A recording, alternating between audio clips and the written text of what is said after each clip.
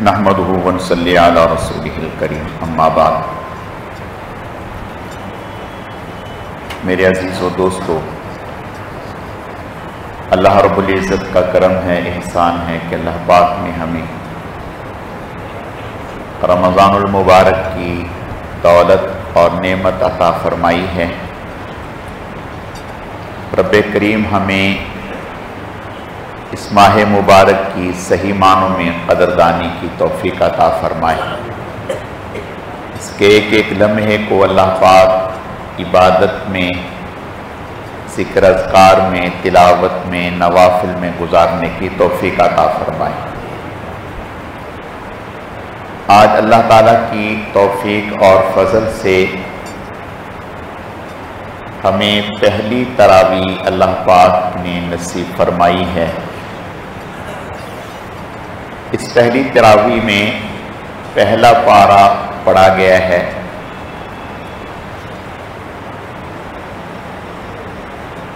اللہ پاک نے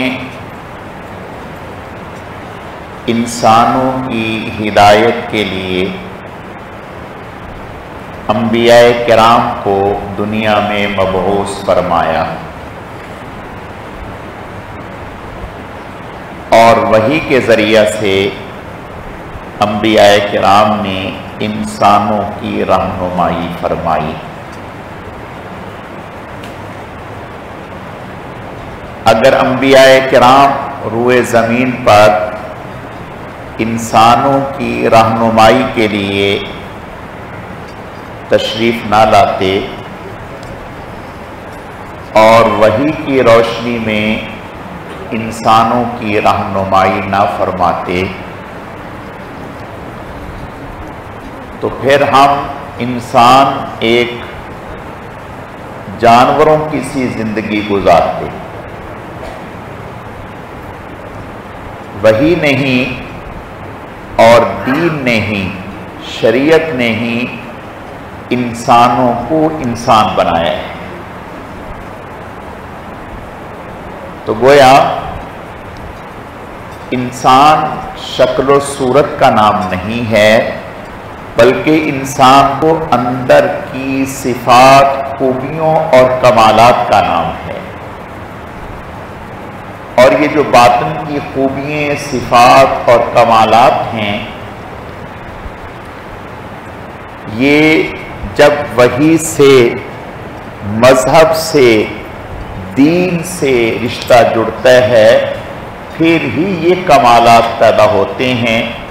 اس کے بغیر انسان شکل و صورت میں تو انسان ہوتا ہے، لیکن حقیقت میں وہ انسان کہلانے کا حقدار نہیں ہے۔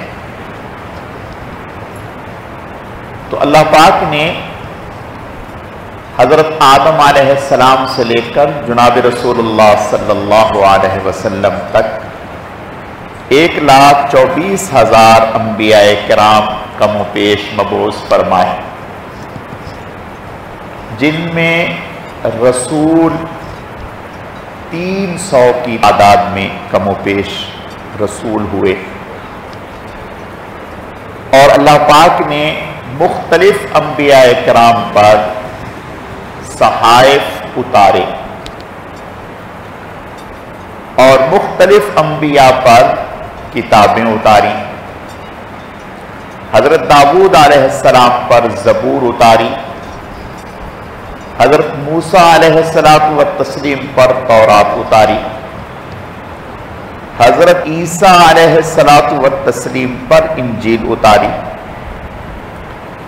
جناب رسول اللہ صلی اللہ علیہ وسلم پر اللہ پاک نے قرآن پاک اتارا۔ پہلی کتابوں میں اور قرآن پاک میں فرق یہ ہے کہ پہلی کتابیں تھیں، کلام اللہ نہیں تھا، یعنی اللہ پاک نے ان کتاب کی صورت میں اتار دیا اور اکٹھا اتارا۔ یہ قرآن پاک جو ہے یہ کتاب اللہ بھی ہے، کلام اللہ بھی ہے۔ یہ اللہ کی طرف سے بطور آئین اور قانون کے کتاب بھی ہے، اور اللہ نے اس کی تلاوت بھی فرمائی ہے. تلک آیات اللہ نتلوہا علیک بالحق.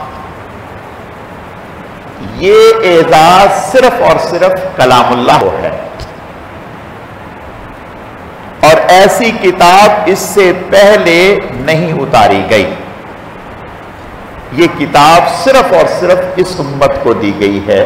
قرآن پاک اس امت کو دیا گیا ہے، رسول اللہ صلی اللہ علیہ وسلم کو دیا گیا ہے.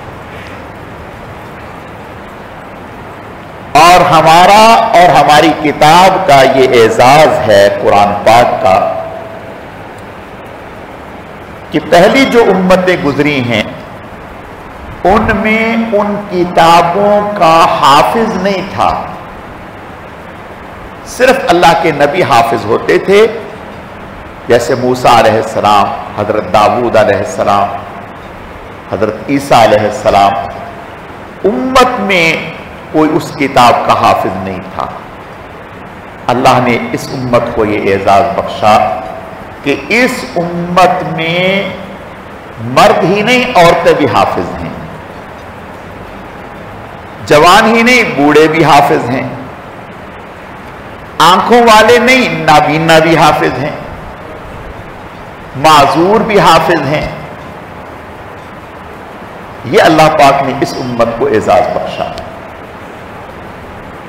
سوائے جبرائیل علیہ السلام کے اور کوئی فرشتہ قرآن پاک کی تلاوت نہیں کر سکتا. صرف اور صرف جبرائیل علیہ السلام، انہیں اللہ نے یہ اعزاز بخشا. وہ قرآن پاک لایا کرتے تھے، وہ قرآن پاک کی تلاوت کر سکتے تھے، ورنہ اور کوئی فرشتہ قرآن پاک کی تلاوت نہیں کر سکتا. ہمیں اللہ نے یہ شرف بخشا ہے کہ ہر امتی تلاوت کر سکتا ہے. اور یہی وجہ ہے علماء نے لکھا کہ جب کوئی مسلمان مرد عورت بچہ بوڑھا تلاوت کرتا ہے تو فرشتے ایسے جمع ہو جاتے ہیں جیسے شہد پر مکھیاں جمع ہو جاتی ہیں. جمع ہی نہیں ہوتے بلکہ فرشتے اس پڑھنے والے کے منہ کے ساتھ، ہونٹوں کے ساتھ اپنے ہونٹ لگا لیتے ہیں اور آسمانوں تک تانتا بن جاتا ہے.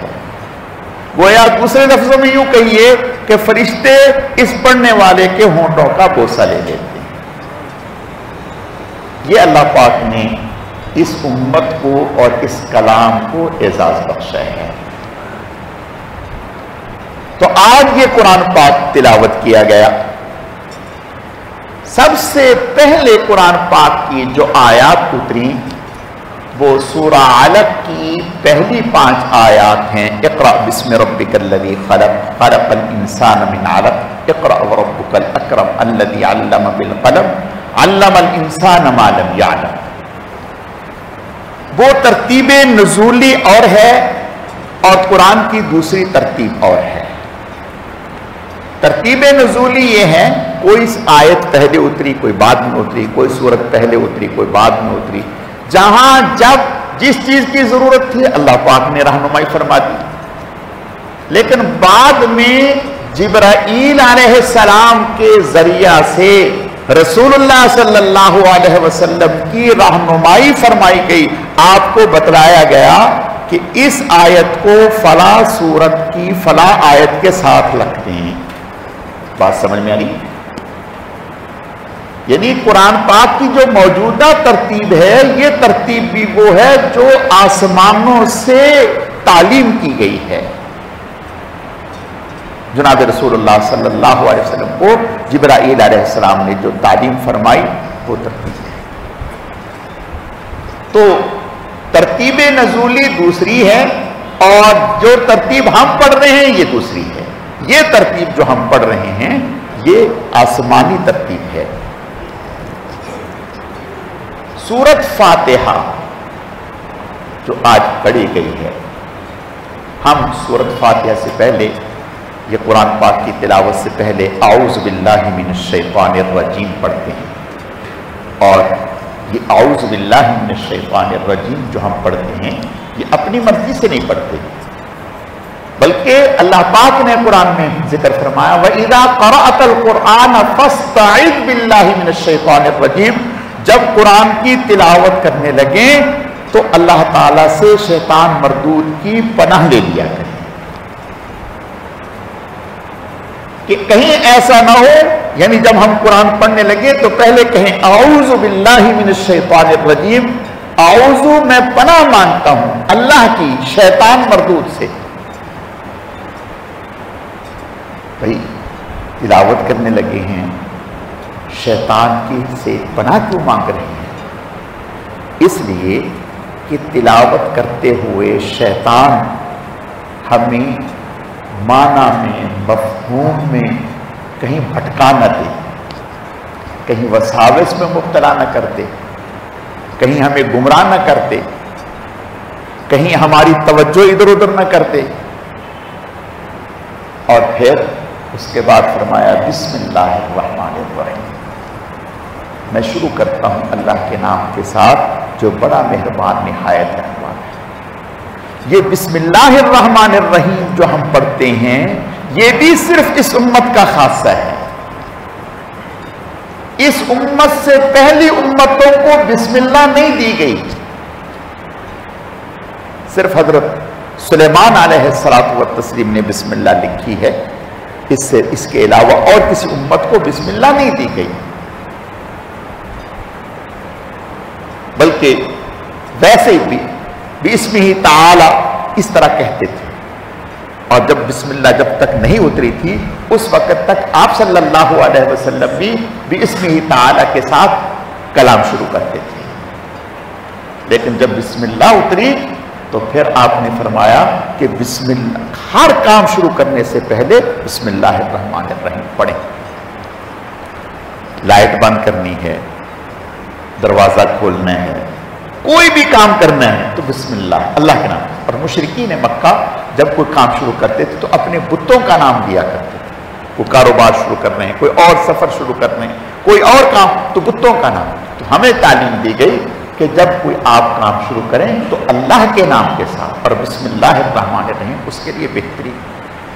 امام بخاری رحمۃ اللہ علیہ نے اپنی کتاب میں سب سے زیادہ اہمیت بسم اللہ الرحمن الرحیم کو دی ہے۔ 132 مقام پر امام بخاری رحمۃ اللہ علیہ بسم اللہ الرحمن الرحیم لائے۔ جب بھی امام بخاری لکھتے لکھتے کہیں رک جاتے پھر دوبارہ شروع کرتے تو بسم اللہ الرحمن الرحیم کے ساتھ شروع کرتے۔ تو فرمایا کہ جو آدمی کوئی کام بھی بسم اللہ الرحمن الرحیم سے شروع کرے گا کبھی اس سے پشیمانی نہیں ہوگی، وہ کام ادھورا نہیں رہے گا، اللہ اس کو بسم اللہ کی برکت سے پایہ تکمیل تک پہنچائیں گے۔ کیسر نے حضرت عمر بن خطاب رضی اللہ تعالیٰ عنہ کی طرف سفیر بھیجا کہ میرے سر میں شدید درد رہتا ہے، کوئی اس کا حل بتائیں۔ فرمایا ٹھیک ہے۔ حضرت نے ایک ٹوپی دے دی، فرمایا اس ٹوپی کو سر پہ رکھا کرو۔ جب وہ ٹوپی کو سر پہ رکھتا تو درد ٹھیک ہو جاتا، اور جب ٹوپی اتار دیتا پھر درد شروع ہو جاتا۔ اسے سمجھ میں نہیں آتا کہ یہ ٹوپی میں کیا ہے۔ ایک دن اس نے کہا کہ دیکھوں، جب اس نے اس کی سلائی ادھیڑی تو دیکھا اس میں ایک پرزہ رکھا ہوا تھا، اس میں تھا بسم اللہ الرحمن الرحیم۔ کہنے لگا سمجھ میں آ گئی، اسی کی برکت سے اللہ میرے سر کے درد کو دور کر دیا۔ تو بہرحال بسم اللہ الرحمن، سب سے پہلے اعوذ باللہ، پھر بسم اللہ، پھر سب سے پہلے سورۃ فاتحہ۔ فاتحہ کے معنی جس سے کسی کام کا آغاز ہو، شروحات ہو، چونکہ قرآن پاک کی شروحات اس سے ہو رہی ہیں اس لیے اس کو فاتحہ۔ اور سورۃ فاتحہ پورے قرآن کا نچوڑ ہے، پورے قرآن پاک کا نچوڑ ہے۔ اور سورۃ فاتحہ کے بارے میں حضور علیہ السلام نے ارشاد فرمایا یہ ایسی سورت ہے جو پوری تورات پر، پوری انجیل پر، پوری زبور پر بھاری ہے۔ یعنی اس جیسی سورت نہ تورات میں ہے، نہ انجیل میں ہے، نہ زبور میں ہے۔ اللہ پاک نے اپنے عرش کے خزانوں سے یہ سورت عطا کی ہے۔ علماء نے لکھا ہے کہ شیطان 4 موقعوں پر رویا. ایک جب اس کو ملعون قرار دے کر کے دنیا میں بھیجا. دوسرا جب رسول اللہ صلی اللہ علیہ وسلم کو اللہ نے نبی بنا کر کے بھیجا. اور تیسرا اس میں جب سورت فاتحہ اتاری گئی تو اس وقت شیطان رویا. اور حدیث شریف میں آتا ہے کہ یہ صرف اور صرف اسی سورت کو یہ اعزاز ہے کہ آپ کوئی بھی نماز پڑھیں، آپ کوئی بھی نماز، سنت پڑھیں، فرض پڑھیں، واجب پڑھیں، وتر پڑھیں، رات میں پڑھیں، دن میں پڑھیں، سفر میں پڑھیں، حضر میں پڑھیں، آپ کو سب سے پہلے سورت فاتحہ پڑھنی ہے. یہ پڑھنی ہے. تو گویا سورت فاتحہ کو بہت فضیلت ہے. آپ نے ارشاد فرمایا اللہ نے موت کے علاوہ ہر بیماری کے لیے اس میں شفا رکھی ہے. اگر کوئی آدمی یقین کے ساتھ، دھیان اور توجہ کے ساتھ سورت فاتحہ پڑھتا ہے، باوضو ہو، وضو کرے، وضو کر کے پوری توجہ کے ساتھ اللہ کی طرف پوری توجہ کرے، دھیان کرے، اور پھر سورت فاتحہ پڑھے، انشاءاللہ اللہ پاک لازمی اس کی برکت سے بیمار کو صحت دے دے. بالکل پکی بات. حدیث شریف میں آتا ہے کہ صحابہ کرام رضوان اللہ علیہم اجمعین ایک دفعہ سفر میں تشریف لے جا رہے تھے تو راستے میں ایک جگہ پڑاؤ ڈالا تو کچھ گاؤں کے لوگ آئے ان کے پاس اور آ کر کے کہنے لگے ہمارے جو بڑا آدمی ہے قبیلے کا، اسے سانپ نے ڈس لیا ہے. آپ میں سے کسی کو سانپ کا منتر آتے ہیں، یعنی سانپ کو نے ڈس لیا ہو تو کوئی ایسی چیز آتی ہے کہ پڑھ کے؟ سب خاموش. ایک صحابی فرمانے لگے ہاں مجھے آتا ہے، مجھے آتا ہے. کہ چلیں ہمارے ساتھ. گئے. انہوں نے سورت فاتحہ پڑھ کر کے دم کیا، اللہ نے اس کو شفا دی. شفا دی. انہوں نے خوشی سے انہیں بکریاں ہدیہ کر دی اپنی خوشی سے.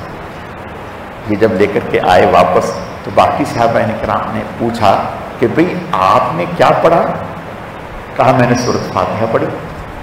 کہا کہ کس نے آپ کو بتایا؟ کہ کہا کہ حضور نے فرمایا ہر بیماری کے لیے، موت کے علاوہ ہر بیماری کے لیے شفا ہے.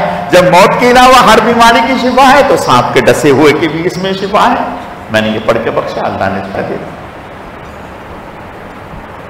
تو اس سورت کے 7 نام ہیں. ان میں ایک 7 مثانی ہے، ایک ام الکتاب ہے، ام القرآن ہے، سورت فاتحہ ہے.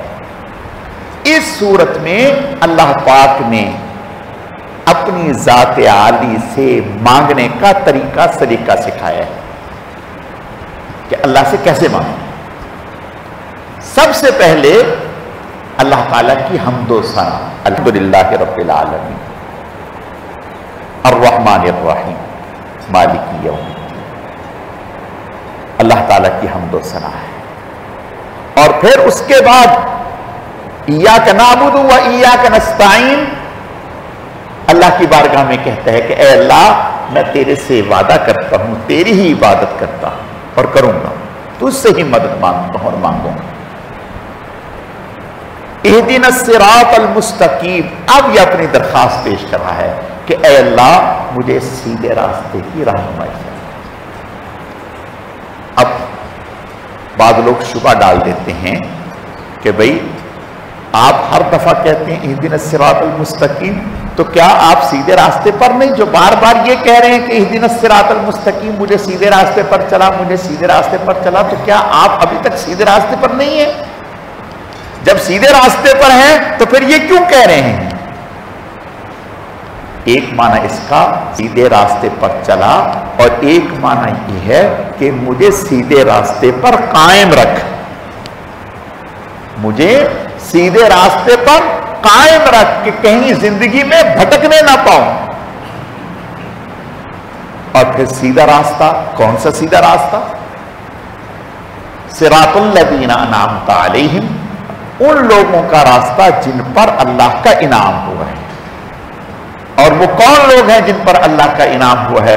दूसरी जगह अल्लाह ने कुरान में जिक्र किया वमन युतिइल्लाह वर्रसूल फउलाइका मअल्लज़ीना अनअम अल्लाहु अलैहिम मिनन नबिय्यीन वस्सिद्दीक़ीन वश्शुहदाኢ वस्सालिहीन। जो अल्लाह और उसके रसूल की इताअत करते हैं उन पर अल्लाह ताला का इनाम होता है। वो नबी हैं, वो सिद्दीकीन हैं, वो शुहदा हैं, वो सालिहीन हैं। तो दरखास्त कर रहा है कि या अल्लाह पाक इन लोगों के रास्ते पर मुझे चला, गैरिल मग़ज़ूबि अलैहिम वलज़्ज़ालिन, ऐसे लोगों के ऊपर रास्ते पर न चला जिनके ऊपर आपका ग़ज़ब व कहर नाज़िल हुआ है और जो गुमराह है। इसके बाद अगली सूरत सूरतुल बकरा है। बकरा के माना गाय के होते हैं। इस सूरत में, अगली सूरत में उसका जिक्र है, गाय का एक वाक़या है, आगे आएगा इंशाअल्लाह। उसका अल्लाह पाक ने बयान किया है, उससे इस सूरत का नाम। और जहां जो सूरत शुरू की गई तो सूरत का नाम रखा, सूरत जो शुरू की गई तो पहले अलिफ लाम मीम, अलिफ लाम मीम हुरूफ मुक़त्तिआत में से हैं। मुक़त्तिआत के माना काट काट कर, अलग अलग। और ये जो हुरूफ हैं, पहला कलिमा अल्लाह पाक ने वो रखा जिसका माना और मफ़हूम अल्लाह और उसके रसूल के अलावा कोई नहीं जानता। भाई ऐसा क्यों किया?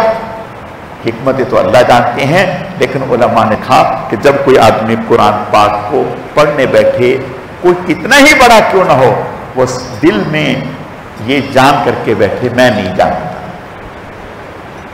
मैं नहीं जानता, अपनी कम इल्मी का एतराफ करके बैठे। तो फरमाया ये किताब वो है। फिर आगे फरमाया ज़ालिकल किताबु ला रैब फीह, ये वो किताब है जिसमें किसी किस्म का कोई शक शुबा नहीं है। यानी इस किताब के सच्चे होने में, अल्लाह की तरफ से उतरी हुई होने में और हिफाजत के साथ उतरने में किसी किस्म का कोई शक नहीं। हुदल लिल मुत्तकीन, इस किताब से नफा मुत्तकीन लोग भी को हासिल होगा। अब वो कौन लोग हैं? आज वो उसकी सिफात जिक्र की। युमिनून बिल गैब, जो बिन देखी चीजों पर ईमान रखते हैं। व युकीमून अस्सलात, नमाज कायम करते हैं। व मिम्मा रज़क़नाहुम युनफ़िक़ून, और उसमें से जो अल्लाह ने उन्हें रिज़्क़ दिया खर्च करते हैं। आगे उनकी सिफात जिक्र की। तो पहली 5 आयतों में अल्लाह पाक ने ईमान वालों की सिफात का जिक्र किया, अगली चंद आयतों में काफिरों का जिक्र किया, फिर एक पूरे रुकू में अल्लाह पाक ने मुनाफिकीन का जिक्र किया। बाकी इंशाअल्लाह ताला कल अल्लाह ताला समझने की, अमल करने की तौफीक अता फरमाए। अल्हम्दुलिल्लाहि रब्बिल आलमीन वल आक़िबतु लिल मुत्तक़ीन वस्सलातु वस्सलामु अला सय्यिदिल मुरसलीन अल्लाहुम्मा सल्लि अला मुहम्मदिन नबिय्यिल उम्मी व अला आलिहि व अस्हाबिहि व बारिक व सल्लिम व सल्लि अलैहि रब्बिग़फिर वरहम व अंत खैरुर राहिमीन। ऐ अल्लाह, जो कुछ कहा सुना गया अपनी बारगाह में कबूल फरमा, कमी कोताहियों को मुआफ़ फरमा। या अल्लाह पाक, बहकने भटकने गुमराह होने से हमारी हिफाजत फरमा। ऐ अल्लाह, हम सबको अपने नेक और महबूब बंदों में शामिल फरमा, खात्मा ईमान पर फरमा। इस माह मुबारक की सही मानों में कदरदानी की तौफीक अता फरमा। इस माह मुबारक में हर गुनाह से हमारी हिफाजत फरमा, हर नेकी को इख्तियार करना आसान फरमा। ऐ अल्लाह, पूरे रोजे रखने की तौफीक अता फरमा, पूरी तरावी पढ़ने की तौफीक अता फरमा, ज्यादा से ज्यादा तिलावत करने की तौफीक अता फरमा। ऐ अल्लाह, हम सब की तमाम दुआओं को कबूल फरमा, हम सब के पूरी उम्मत के हक में कबूल फरमा। सुब्हान रब्बिका रब्बिल इज़्ज़ति अम्मा यसिफून व सलामुन अलल मुरसलीन वल्हम्दुलिल्लाहि रब्बिल आलमीन बिरहमतिका या अरहमर राहिमीन।